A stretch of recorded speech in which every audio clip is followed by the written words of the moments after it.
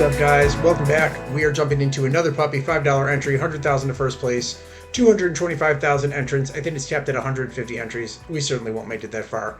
That being said, we're drafting out of the 11 hole. So in the one previous to this, we were in the 10 hole and started with Cook and Genty and got Jeremiah Love to fall super late. Let's see what happens here. It is my preference on the back end of the board to draft James Cook. It just is. So to that end, we'll see. I am overweight James Cook this year. I want to be overweight James Cook this year. Of all the running backs down here, I'm highest on him, as I think he's got the highest likelihood in that offense of finishing closer to the Gibbs Robinson tier than potentially any of the others. Not to say that obviously I'm not high on Chase or Hampton or Genty, but the offense makes it a little more enticing up there in Buffalo. And I'm interested to see how they include him in the passing game this year. So in that draft, I will say the one we did before this, Jidwa fell down to the 8 slot, which is kind of wild considering, you never really see him down there. 5 or 6 is traditionally where he goes. In this one, Taylor does come up to 5. So in this instance now, McCaffrey's falling down to 8, which I think is a tremendous value. And honestly, I think all these guys are of good value. Taylor is probably the one I am lowest on of the Njigba, Brown, McCaffrey, Taylor tier, but we'll see. All right, CeeDee Lamb goes here. So I'm not super high on Justin Jefferson this year. I do have some percentage of him in my portfolio, but it's typically not of my interest to take him here. If we gotten ourselves into a situation, I think in one of these drafts where he did wheel back around and I didn't take him here. Jefferson goes, so question is done. I am going to take James Cook again. Y'all might be sick of seeing me draft James Cook, but I am not sick of drafting James Cook. This time we probably won't pair him with Ashton Genty, but I was about to say the likelihood is that he's not there anyway. So we have Saquon Barkley, Chase Brown, Derrick Henry, Devon Achane. For me here, it is Chase Brown or Saquon Barkley. I'm going to click in Barkley because I tend to click in Chase Brown a little bit more. So we'll switch that up. But I could not be more thrilled starting my team with James Cook and Saquon Barkley at the end of this draft. I just think that's a great place to start. Genty Hampton goes right here at the turn. Derrick Henry gets pulled up ahead of Walker and Achane and Chase Brown notably. So these next 3 guys will probably rip those running backs in sequence, Walker, Brown, Achane, or whatever sequence of these 3, and then we'll be into the A.J. Brown tier, Brock Bowers. But it's not uncommon to see somebody here pull up an A.J. Brown or Brock Bowers or Drake London.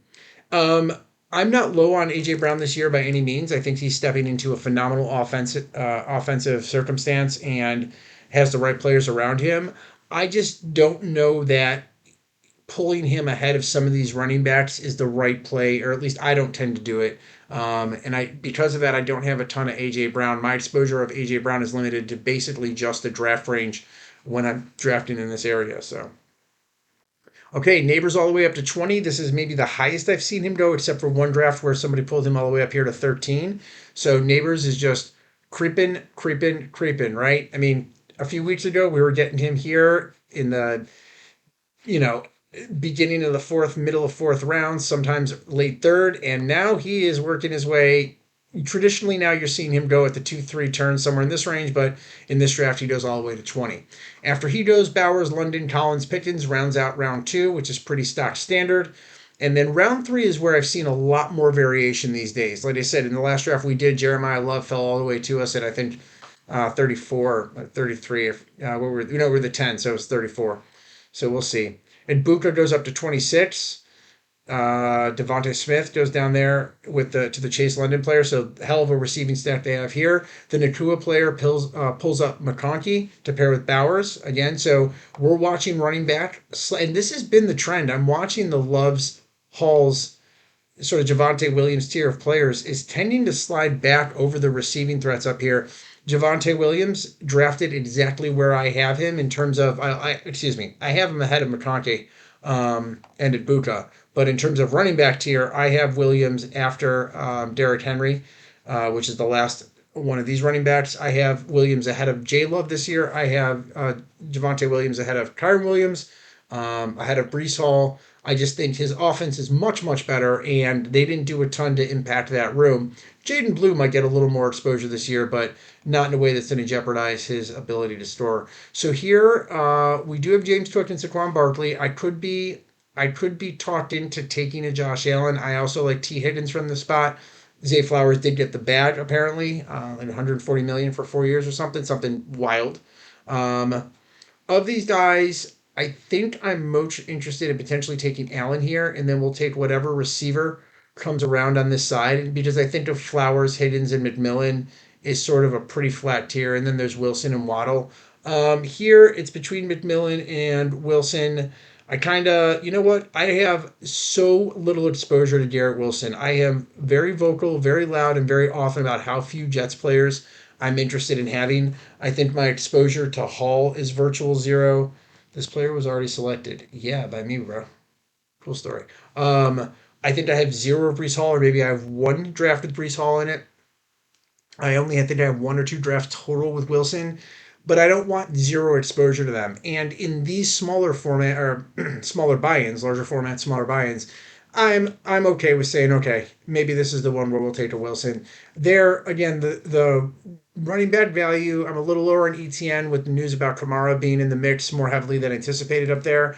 I just to me, and I have so much Cam Statabu that I might have a problem drafting him. So I just again it seemed and we have no receivers. So all of the above, we're jumping into Garrett Wilson, even though I don't love it.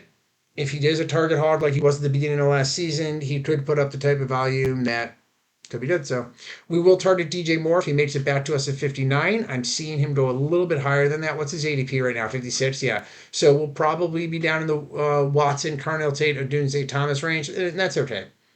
That is a-okay with me. So, all right, Jacobs, ETN, Statabu all go. The Taylor Neighbors Williams Statabu team. I like that. That's a very high upside team. I like that team a lot. And Jidba, Brown, Love, and ETN. It's not bad. St. Brown, Achan, Olave, Jacobs is pretty decent as well. And then McBride did fall all the way down here to 32. And the McCaffrey Chase Brown player opted to tap in McBride and then pulls Luther Burden up to 41, which I have Evans, McLaurin, and Adams all ahead of Luther Burden. I guess Adams is like on tier. DeAndre Swift goes to the Gibbs player. So the Gibbs player, after going double wide receiver at 2-3, opts to tap into Swift and Tootin here on 4-5. I don't mind that at all. I really don't mind that at all. I actually think that's a pretty good strategy. The Robinson player probably will look for like a Montgomery here or a Travion Henderson. The Chase London Smith McLaurin player taps in Loveland and is completely ignoring running back. So it'll be interesting to see what they do with their room later. There is a way to do this, but you've got to get lucky with some ADP falling where you're going after the Jordan Mason, Rashad White, Kenny Gainwell tier of guys and just looking to diversify and hoping that two of them hit significantly every week while making sure that you have the best wide receiver room in the entire lobby. So that is one way to do it. We are going to have the weakest wide receiver room in the lobby almost assuredly, or maybe on par with Burden, but we have the best quarterback in the lobby, and we have Quick and Barkley, so probably the best backfield in the lobby as well. So trades, you gotta make trades. You can't be super powerful everywhere unless everyone in your draft is doing silly stuff. So, all right, DJ Moore does go there right at ADP at 56, so we are not going to get him. Um, Lamar Jackson is here, but we're not taking Lamar Jackson. I'm starting to get a little overweight at Carnell Tate. And when I say a little overweight, the guy hasn't taken an NFL stab yet. So it is starting to get, I don't want to say concerning. So I was actually thinking about taking a Dunze here. I don't have a ton of Parker Washington either. So this could be one of those teams where we're like, hey, but I just think that there's so much value in Tate. So yeah, so let's snap off Tate. We'll get another receiver on the turn here, almost assuredly, unless we want to pull up a quarterback to pair with Allen, which I don't think we do.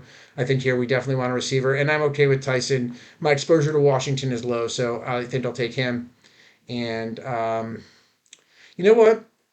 Yeah, I don't have a ton of Parker Washington. I'm higher on Jordan Tyson than him, but I don't have a ton. So this is just going to be that draft where I grab a bunch of guys I don't have a ton of.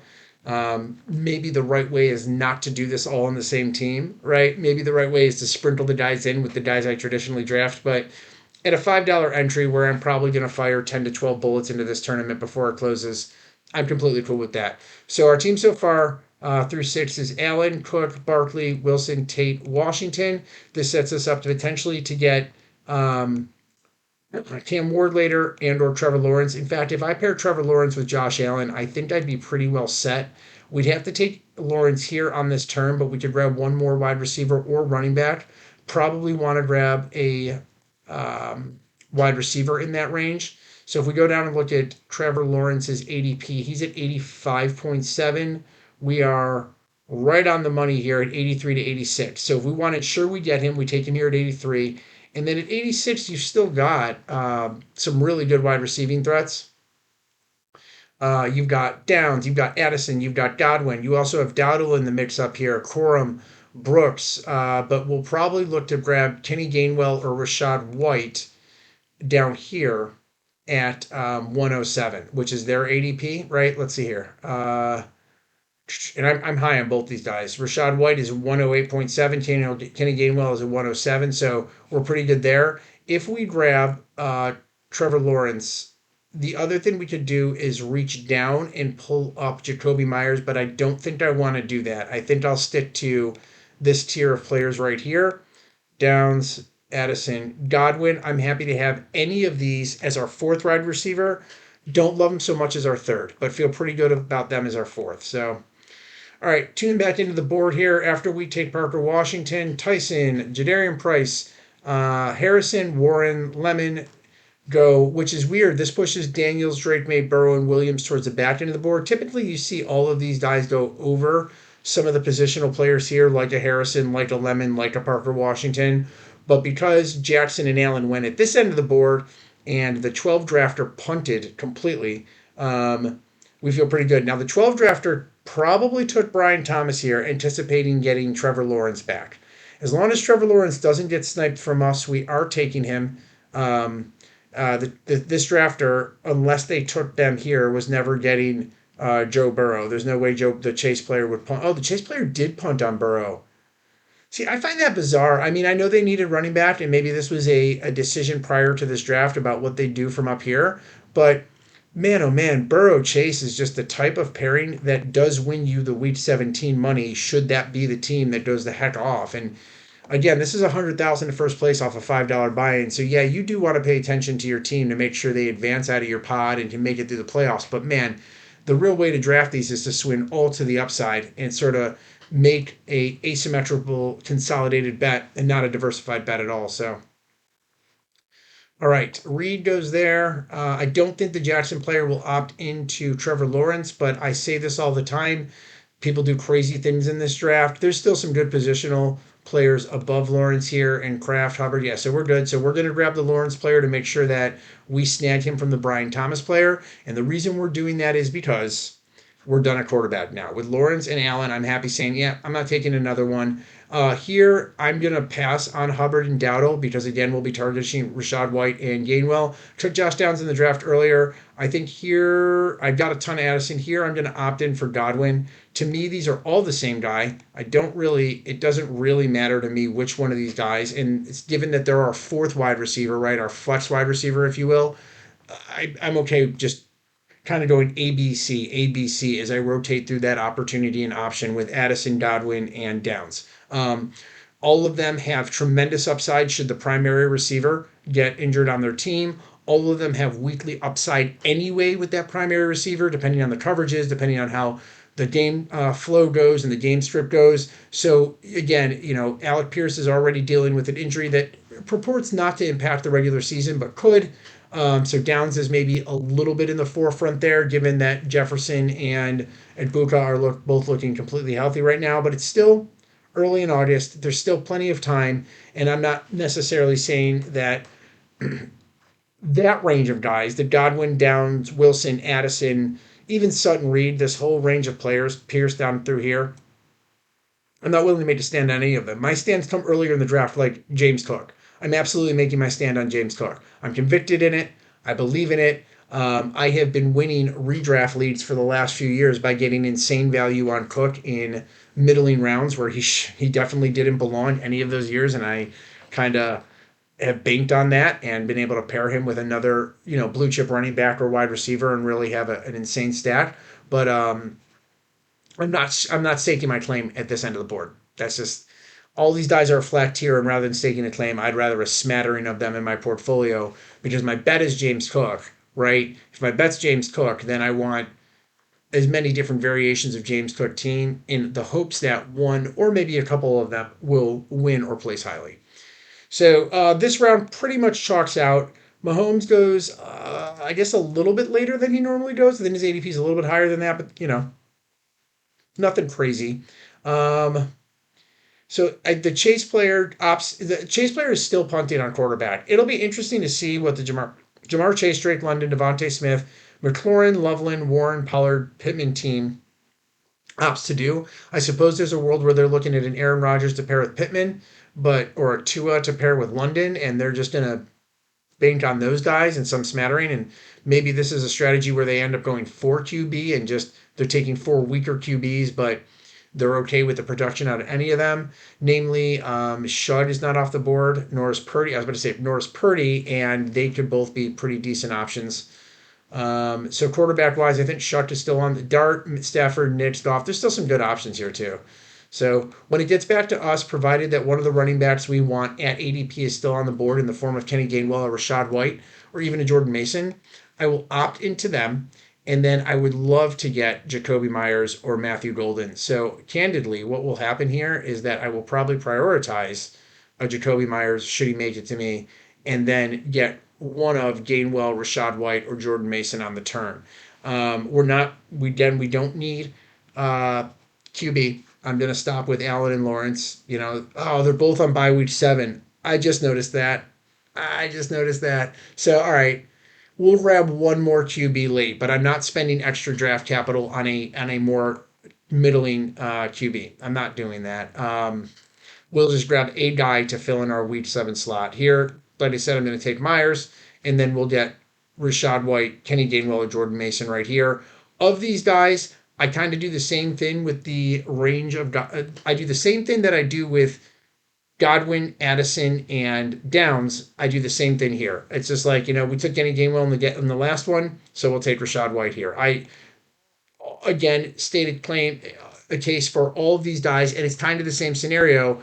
They can just become the lead in their backfield if their main gets injured, but they're also going to be in the game plan depending on the game script and the game flow. Like, so much upside to all three of those guys, and very happy to have one of them as my third running back. If you've watched me draft before, you know that we typically target Ray Davis when we draft James Cook, and in this instance, we'll also be targeting a Tank Bigsby. I think that Tank Bigsby is just behind Ray Davis as the most valuable handcuff in fantasy football. And if we were to snag Bigsby and Davis, we might be in a world where that's our 5. We make sure we get the Eagles backfield. We make sure we get the Bills backfield. Both are high-powered offenses. Both of these guys can absolutely service a fillable role in those teams. And we don't have to shoot an extra bullet if we get both of them. Not that we're taking them on the next turn, right? 130, 134 is probably where we take a different set of players, right? But those guys are both targetable in the 160 range here at 155, and then the 180 range here at 179. Or we could pull him up if we feel like Ray Davis is that important. We'll see. But I absolutely want one of them, pretty much non-negotiable to get one of them. So after we pick up White, Gainwell goes right off the board. Then Stafford pairs up with Dart, the player down here who had the just insane positional roster. Don't love his running back room, though. Pairs Murray with Purdy. And again, they're way behind at running back. I guess they do have 2 starters, but I don't know about that. So how is the Gibbs player doing? Gibbs went Pickens, Rice, then went Swift Tootin. We liked that. Then they picked up Caleb Williams naked, Quentin Johnson, George Addison. Then they get Brooks, Kelsey, Kincaid. I don't know that Williams naked down here would have been my preference. I think I would have tried to maybe get Patrick Mahomes to come back. In this instance, that wouldn't have worked, but I might have looked at that. And honestly, when I'm rocking Pickens, I'm really inclined to take Prescott. So, but I mean, in our last draft, we floated a naked Herbert just because we believed in him at that ADP and that value. So it's not completely unreasonable. So we do have Josh Allen on this team, and this could be the rare draft where we do pick up Khalil Shakir. Or not. I guess he goes right there. I never really draft Khalil Shakir, but I was interested in maybe taking him. Interestingly enough, Kincaid went down here, so he won't be an option or opportunity for us. Brenton Strange is of interest to me. And I don't want to go too overboard here, so he'd be 150. I don't want to go too overboard on the Jaguars, but it's a consideration for us to take at 134.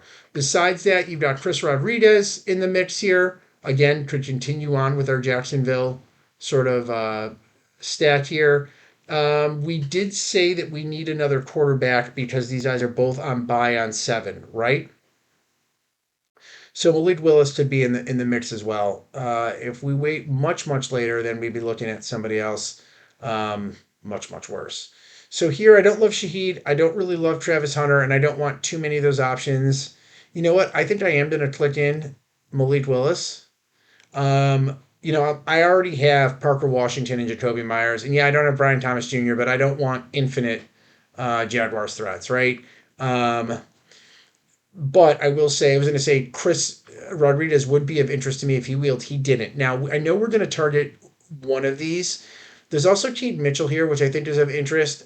These tight ends are okay. I just don't think Brenton Strange is going to make it back to us.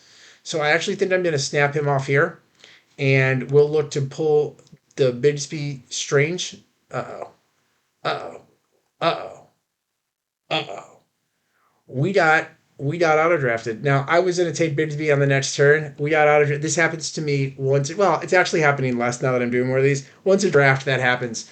I clicked into Brenton Strange. I didn't rotate him to the top, and before I could click select, we got Bigsby. All right. Well, cool, but I probably would have gotten Bigsby at the next turn. I'm not super sad to miss a ton of these players. Like, they're all the same. I think I would have preferred Keaton Mitchell or Brenton Strange.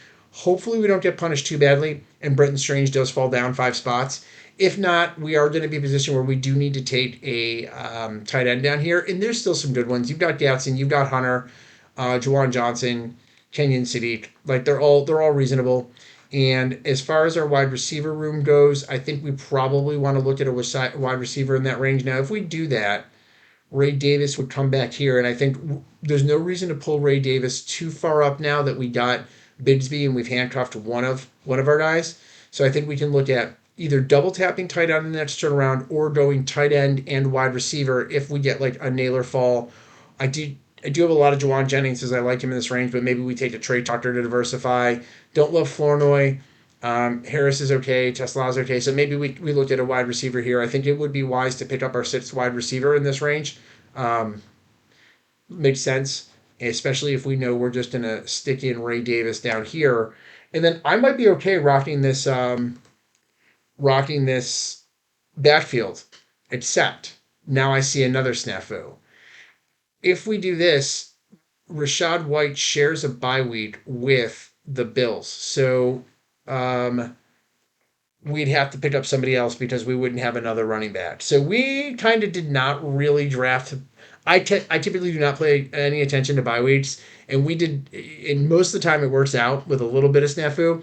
We did not really draft optimally here. So we probably, if we want to get Ray Davis, we are going to have to go with the sixth running back, which is awkward because I already have three quarterbacks and I have three tight ends, and I really don't want less than three receivers. So that may say that we might not be able to go Davis. We might actually have to look at somebody else, like an Algier, for example, which kind of stinks because I think Ray Davis.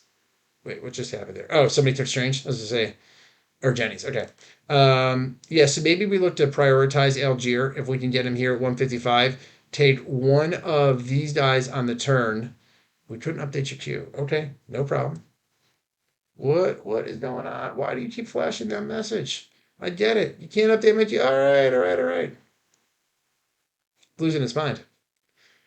Then he's losing his mind. And then we'll grab Hunter Henry, Juwan Johnson, or Kenyon Sadiq on the turn to pick up our first tight end. So yeah, we'll go ahead and snap in Algier here. I guess we're not in for Davis. If Davis fell all the way back around to us to again, we can look to maybe do something there. Here, these are the same die to me. I don't think it really matters. Just go to Barner's 9, Helm is 9, 6, so it doesn't really matter. I'll click at Hunter Henry.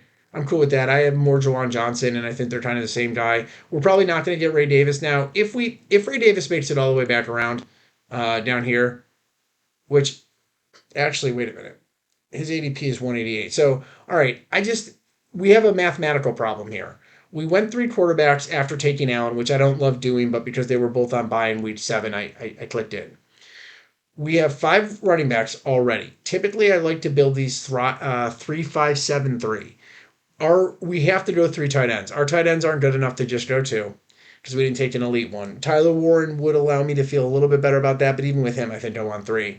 And we want seven wide receivers. Wilson, Tate, Washington, Godwin, Myers is respectable.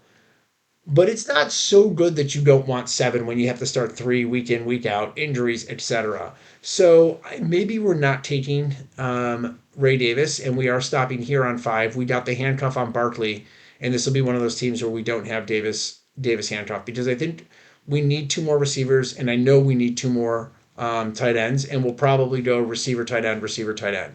So if we consider that, and we're down here in this 170 range, down here at 179, the I do love AJ Barner.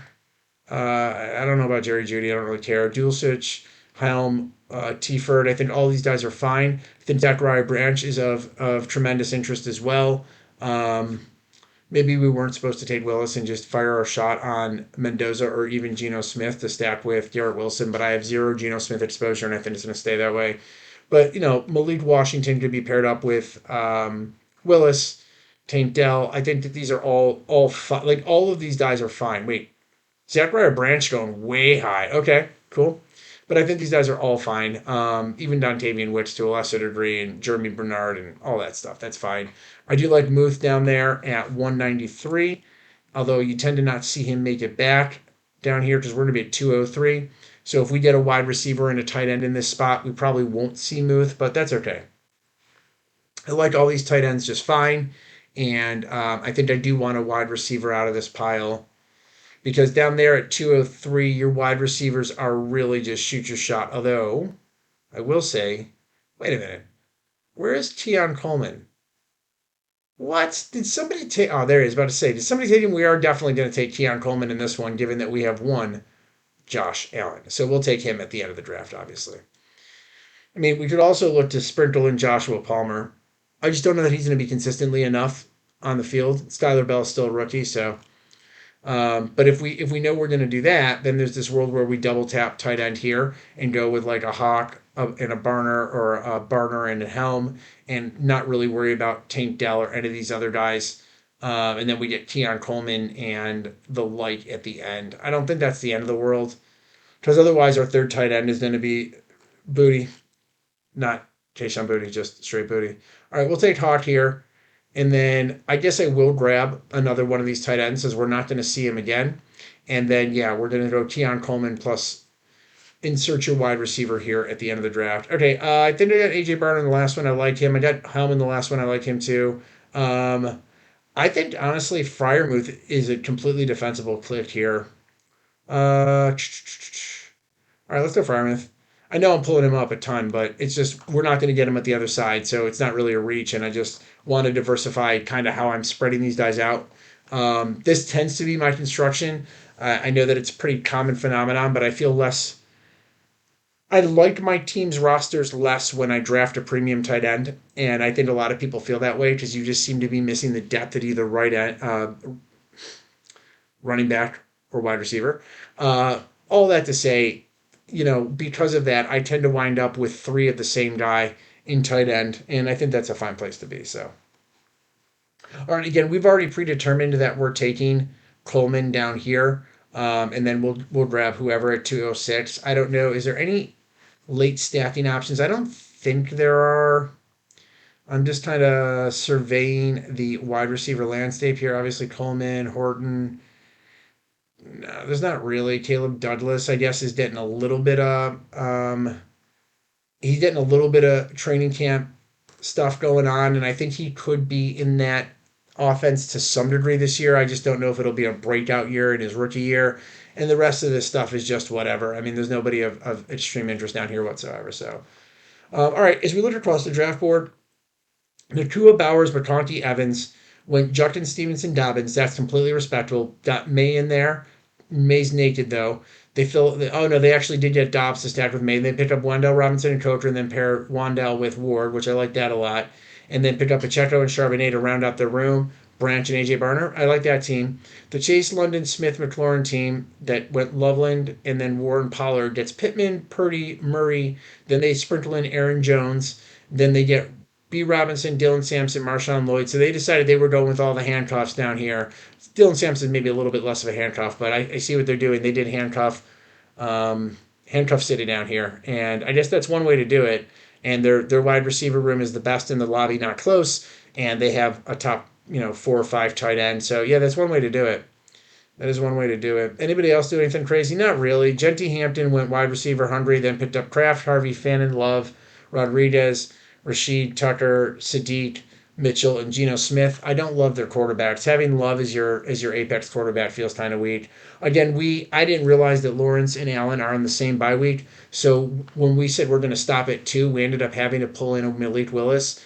I don't love that. I'm going to keep that in mind for future drafts. That I think Allen and Lawrence is a fine pairing, but you really shouldn't have both your guys in the same bye on week 7. Yeah, maybe you can fade it and still get out of the lobby in advance, but it's just not a winning recipe. And when I draft Josh Allen, I like to just build a 2 quarterback build because the premium you're paying for him up top means you need to get a little more depth later on. So, and that did put us in this weird position where again we couldn't pick up a Ray Davis. Although there he is, and you know what? Honestly, man, our wide receiver room really needs 7 though. I was about to say honestly, like if I look out at the prospect of this team, dude, I so seldomly do this. I so seldomly build the 3-6-6-3, but I'm gonna do it. Our wide receiver room is not strong enough to withstand a 3-6-6-3, especially when we're gonna have 3 of our wide receivers on week 7 bye. I just don't care.